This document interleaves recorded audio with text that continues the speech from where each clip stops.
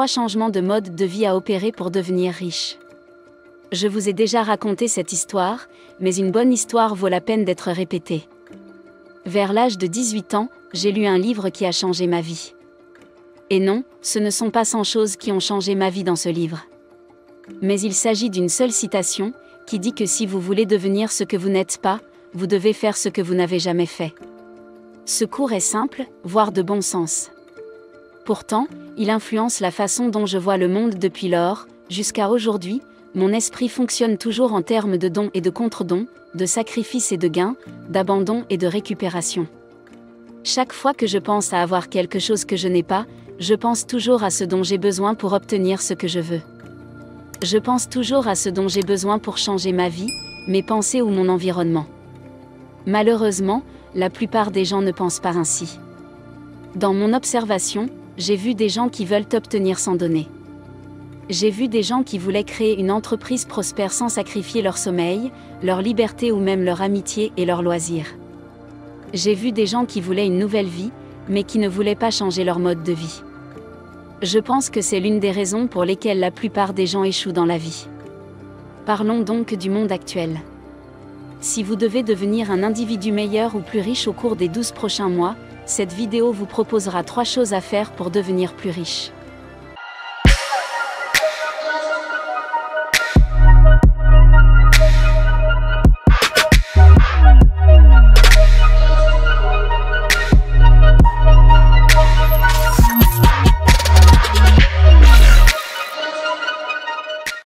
Premièrement, arrêtez de vivre comme si vous aviez un gouvernement.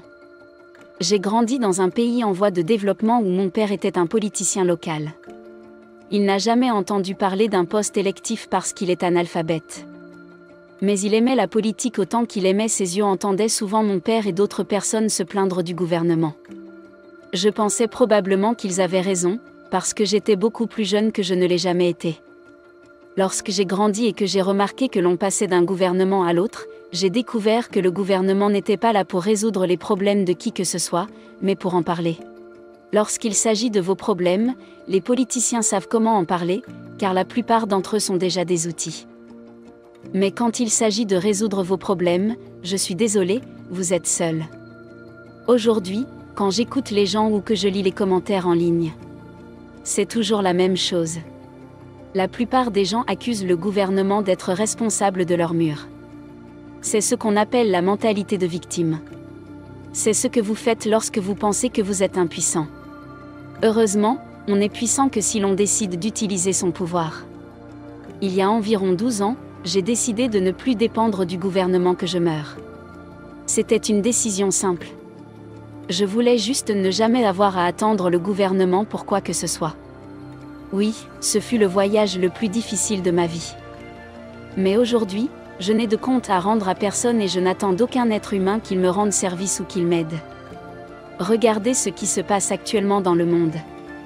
Les gouvernements de mon État, par exemple, ont décidé de distribuer de la nourriture aux personnes qui sont enfermées chez elles et on leur distribue de la nourriture qui n'est même pas suffisante pour leur permettre de tenir une journée. Voilà jusqu'où le gouvernement peut aller. Je sais que beaucoup de gens vont regarder cette vidéo et penser que je suis stupide. Pourquoi pensez-vous que nous ne devrions pas dépendre du gouvernement pour collecter nos impôts? Ne sont-ils pas censés être responsables de leurs citoyens? Vous avez de bons arguments. Mais je ne vis pas ma vie avec une telle mentalité. Je n'attends pas que le gouvernement m'aide parce qu'il devrait le faire.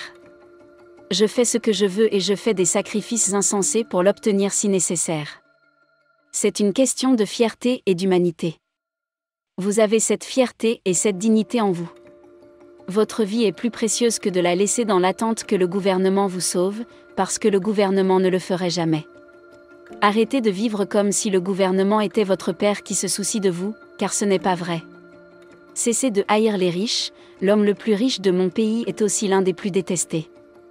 Bien sûr, beaucoup de gens détestent les politiciens plus que lui, parce qu'il se classe très haut parmi les hommes les plus détestés de mon pays. Mais pourquoi? Pourquoi les gens détestent-ils les riches? Les riches sont cupides. Ce sont des voleurs. Oui, les monopoles. Ils sont tout ce qu'il y a de plus maléfique. Ils sont dans les Illuminati. Je suis fatiguée. Pouvez-vous m'accorder une pause et me permettre de vous dire la vérité? La vérité est la suivante. La plupart des humains sont cupides. La plupart des humains sont égoïstes. La plupart des humains sont des menteurs. La plupart des humains font de mauvaises choses tout le temps. C'est comme dire que je déteste les riches parce qu'ils ont deux mains.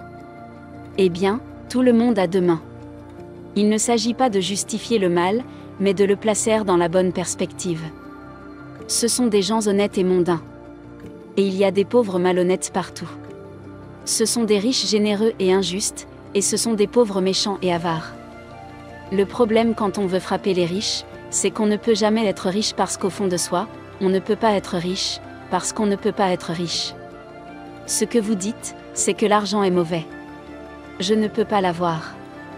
Voilà ce que je fais. Je ne juge pas les gens en fonction de leur situation financière. Il n'y a que des gens qui réussissent ou qui sont riches. J'ai appris des choses de lui et j'évite tout ce qui est juste dans sa vie. C'est comme manger du poisson. Vous vous envoyez un poisson dans la gorge, mais 3 avec l'arête. J'ai lu une biographie de Steve Jobs. Par exemple, j'ai lu une biographie de Steve Jobs. Je pourrais tirer une ou deux grandes leçons de sa vie, mais je pourrais aussi vous dire une ou deux choses que j'aimerais ne jamais faire dans ma vie, ce que Steve Jobs a fait. Cela ne fait pas de moi un meilleur être humain que lui. Je ne ferai tout simplement pas ce qu'il a fait. C'est ainsi que vous devriez considérer les riches. Ce sont des êtres humains cupides, malhonnêtes et égoïstes, tout comme vous et moi.